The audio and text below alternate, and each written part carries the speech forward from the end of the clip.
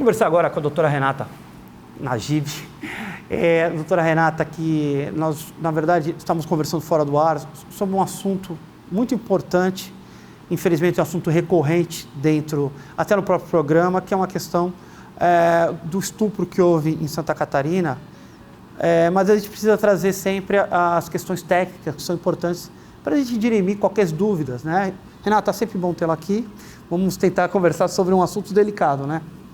Sim, Sérgio. É um assunto bem delicado, né? A celeuma que se criou em razão deste suposto estupro culposo, né? E eu acho que tem dois aspectos muito importantes para falar, de um modo muito superficial, até porque os autos correm em segredo de justiça, de modo que nós não tivemos acesso à íntegra dos autos. Eu li a sentença do magistrado de piso que absolveu por insuficiência probatória o acusado. E desses dois aspectos, eu acho importante que destaquemos, primeiro, a questão do estupro culposo. E, posteriormente, eu vou falar sobre a conduta, também acho interessante falar sobre a conduta daqueles que participavam da audiência. Bom, em relação ao estupro culposo, Serginho, a gente sabe que ele não existe, né? O estupro de vulnerável, que era a acusação que versava sobre esse acusado, está previsto no artigo 317-A do Código Penal e ele não permite a modalidade culposa. Todavia, o que eu posso observar, em uma visão técnica, né? Visto que, repetimos, não tivemos acesso à íntegra dos autos, mas pelo que eu pude perceber, o Ministério Público apresentou memoriais, isso em meados de agosto desse ano, falando sobre algumas teses apresentadas pelo advogado de defesa do acusado. Uma delas versava sobre a aplicabilidade do artigo 20 do Código Penal, que fala sobre erro de tipo. Então, o Ministério Público se manifestou pedindo que esta tese fosse rechaçada pelo Poder Judiciário, visto que o artigo 20 do Código Penal, que prevê o erro de tipo, ele abarca tão somente a possibilidade de condenação neste artigo 20, se o crime for culposo.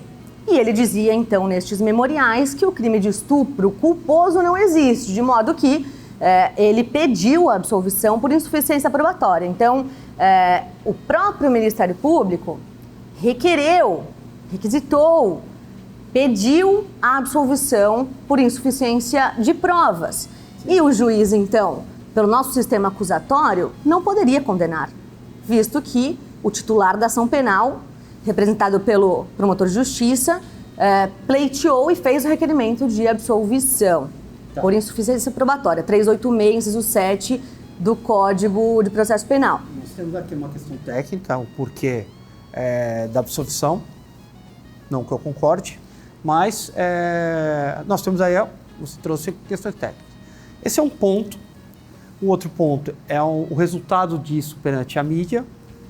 Talvez essa indignação tenha feito as pessoas pegarem frases e colocarem isso e tudo. Nós passamos aí, eu falei até com o seu marido, o Vitor Najib, umas 2 semanas atrás, sobre uma questão do Robinho. Uma das coisas que a gente falou foi justamente das redes sociais, que vem cheio investida de justiceiros e tudo mais, né? Então, isso é um detalhe, é uma coisa.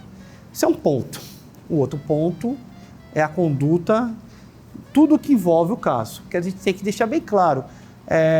O que é certo, o que é errado. Você colocou as questões probatórias bem colocadas e que não foi isso que foi dito na sentença, né? Agora nós passamos aí uma outra situação, né? Uma situação que num país, e eu não preciso ir muito longe, e não é só o rico, é o pobre, mulheres são estupradas. Nós tivemos 2 casos em menos de 4 anos, um coletivo dentro de comunidades, mais de 30 caras estupraram uma menina e o outro, não sei quantos caras estupraram. Então, um tema recorrente. Então, isso deve inflamar também a sociedade, né? Com certeza.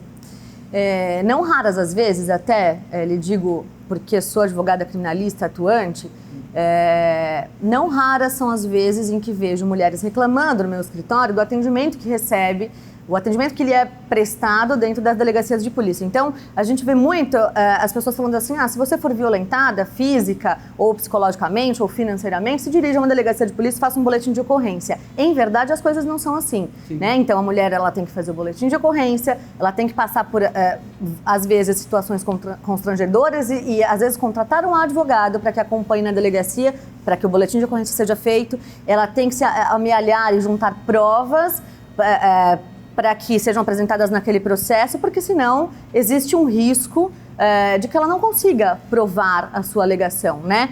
Muito embora, Serginho, no processo penal brasileiro, e assim, na prática, lhe digo na prática, a palavra da vítima tem um valor probatório absurdo, muito grande. Então, na grande maioria dos casos que eu vejo, que falam sobre estupro, os juízes, desembargadores e ministros consideram muito a palavra da vítima, mas é claro que essa palavra tem que ter um suporte probatório mínimo, seja com testemunhas, ou exame de corpo de delito, ou prova pericial, ou provas de qualquer outra natureza, para que corrobore a palavra da vítima, né? E foi isso que o magistrado falou nesse caso específico.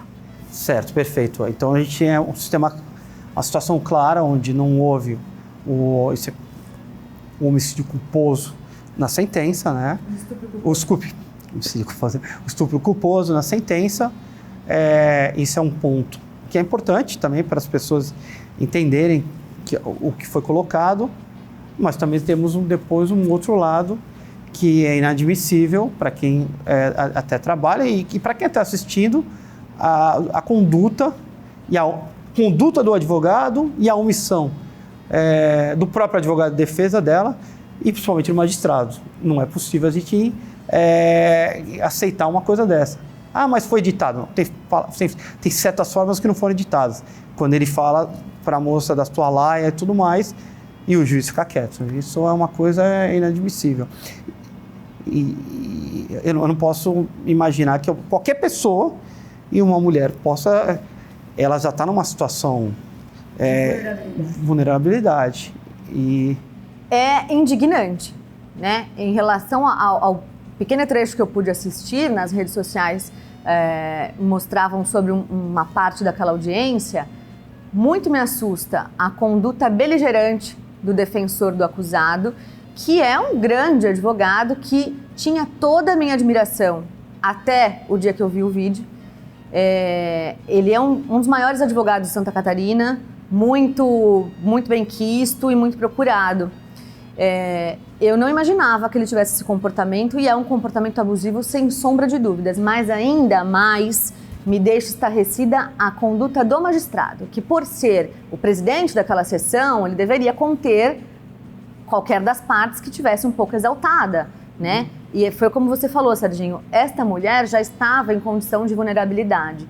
Primeiro, por ser mulher, está ali com 4 homens, salvo o melhor juízo, era o defensor do acusado, o juiz, o promotor e o defensor constituído por ela, que também não falou nada.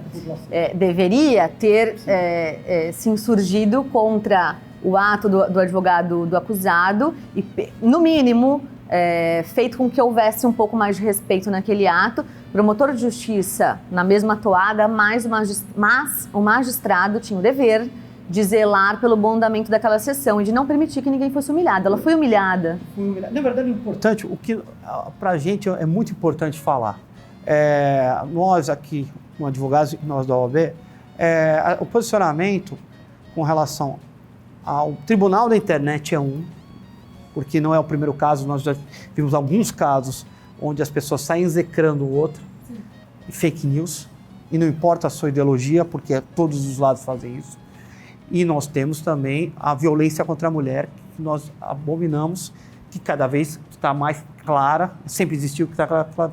Então, o que a gente está trazendo os fatos processuais, onde a figura do homicídio ou do estupro culposo, ela não foi mencionada. Que é tão incomum falar estupro culposo que a gente sempre lembra. E isso é uma coisa muito importante, para te deixar pontuar tudo o que é. A gente pontuar que a violência, ela é gradativa, na verdade, ela está estampada na cara da sociedade, e a pandemia mostrou isso, e a gente não pode mais aceitar. Independente do que pode ter acontecido, o resultado do processo ela já sofreu uma violência ontem, independente de qualquer coisa que aconteceu. E também não podemos apontar erros onde não existem. É verdade. Ela sofreu uma violência, eu acredito que por todos eles, pela ação do advogado e pela omissão dos demais participantes. Reitero, principalmente pelo juiz, porque ele tinha o dever de zelar pelo bom andamento daquela audiência e principalmente por não permitir que ela fosse humilhada daquela forma, né? É estarrecedor, é um vídeo que deixa mulheres e homens estarrecidos e chocados. Eu, particularmente, nunca vi. Eu tenho 10 anos de carreira, ainda é pouco perto de você. Eu nunca vi uma mulher ou alguém ser tratado dessa forma. E o que ela falou é verdade. Nem os acusados de assassinato, ela falou assim, né, são tratados dessa forma. Eu imploro por respeito. Há necessidade dentro do Poder Judiciário de uma mulher ter que clamar por respeito, ter que implorar respeito? Exatamente. Não devia ser assim. E o vídeo foi editado, a fala dela está lá, não foi criada isso tudo. Então, o que é muito importante e que a gente busca aqui é o equilíbrio. Você trouxe uma perspectiva importantíssima processual, que a gente tem que ser trazido e tem que ser falado. Se não foi feito, se não foi falado, não foi mencionado, e a conduta dentro da sentença não foi essa, isso é um ponto. Isso não quer dizer que a conduta do juiz, a omissão dele, tem o mesmo valor, para mim, o mesmo peso dele ter escrito na sentença homicídio culposo. Porque não se faz isso. Mas isso aqui eu acho que daqui por diante a gente vai ver mais ainda. Se você lembrar de que 5 anos atrás a gente não conseguia saber dessas questões. É verdade. Que bom que isso está sendo veiculado, pelo menos ela possibilita a essa vítima, dá a ela a chance de se defender e de mostrar às pessoas o que vem acontecendo com ela, né? Mas, torno a dizer, a minha visão é bem técnica sobre o assunto. Sim. E como o processo tramita em segredo de justiça, a gente não consegue ter acesso a tudo, né? As provas carreadas nos autos são pinceladas pelo magistrado na sentença, que foi o documento que eu tive acesso. Então a gente vê o interrogatório. Também achei uma superficial, não foi ao fundo, no caso do estupro. Faltou realmente algo mais descritivo, né? Sobre o próprio caso. Na sentença havia muita pincelada. Sim, ele falava sobre o testemunho de algumas pessoas, ele transcreveu o interrogatório do acusado, falou sobre a oitiva da mãe da vítima, né? Que foi ouvida como informante, e também da vítima. E aí, no final, ele concluiu que a insuficiência probatória era o caso dos autos, porque, segundo o magistrado, não se pôde comprovar que ela estava alcoolizada ou entorpecida a ponto de se tornar vulnerável no ato sexual, muito embora o acusado tenha falado que houve, sim, a conjunção carnal. Conjunção carnal não, perdão. Ele falou que teve atos libidinosos e contou como foi na hora dos fatos, mas disse que ela tinha plena consciência. Eu vi também que algumas testemunhas falavam sobre ela estar alterada, ou estar bêbada, parecia que estava bêbada, de modo que a gente tem que lembrar que o juiz tem o livre convencimento, e ele esteve presente, ele esteve com as partes, com as testemunhas, e ele pôde ouvir tudo o que era dito ali, e ele, por ter livre convencimento e ouvir aquelas pessoas, ele decidiu pela absolvição por insuficiência probatória. Ele determinou a assistência psicológica para ela, né? Pelo menos que me falar. Eu não vi isso na sentença. Parece que houve um auxílio psicológico para ele e para a mãe. Pelo que eu vi, Sérgio, nos noticiários já há algum tempo atrás, o Café de la Musique tinha se comprometido a arcar desde 2018, com assistência psicológica a ela e aos familiares. Mas na sentença eu confesso que isso pode ter passado. Posso ter lido em algum lugar. O importante é a gente tocar no assunto, colocar o dedo na ferida, a gente trazer essas questões, que no final das contas são muito importantes. Cuidado com os julgamentos antecipados, porém, a gente, nesse caso, por exemplo, eu não posso falar, não vi o processo, mas eu tenho uma ideia e pelo que eu achei algo muito estranho. Então, na minha opinião, tudo que foi conduzido, do jeito que foi conduzido, eu achei muito estranho. E o cereja do bolo, para exemplificar tudo isso, foi a audiência Então, para mim, me soa estranho. Mas é importante, a nossa obrigação aqui é trazer os pontos técnicos e aí o que a gente fez. Exatamente, principalmente a verdade, né? Para que não se espalhem fake news dizendo que ela... Eu vi em muitos lugares falando assim, ele foi condenado por estupro culposo quando não há intenção de estuprar. Isso não é verdade. Não adianta jogar essa culpa nas costas do magistrado, porque isso ele não fez. Foi uma ironia, não? Das redes. Pode ser. Pode ser, eu imaginei que... Mas aí, isso tomou uma proporção que as pessoas que são leigas, e até as que não são, aquelas que têm conhecimento jurídico, que eu tenho visto, Sim. no Instagram especialmente, falando que... Exatamente. Que se levam pela emoção. Há alguns anos, a questão das fake news, ela tomou uma proporção muito maior do que a gente imagina.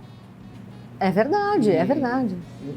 Essa questão de fake news, para mim, deveria ser crime. Eu acho que o Supremo tem que decidir essas coisas. E ela toma uma proporção já mundial, onde o mundo inteiro entende que houve uma sentença neste país, Sim.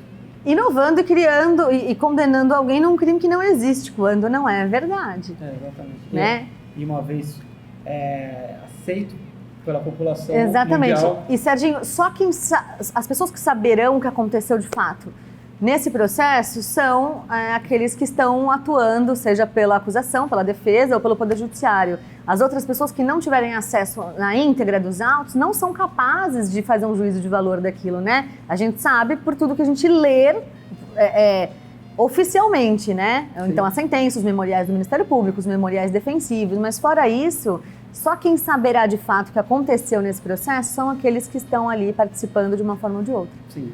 Te agradeço, foi bom para a gente ter pontuado todas essas questões, né?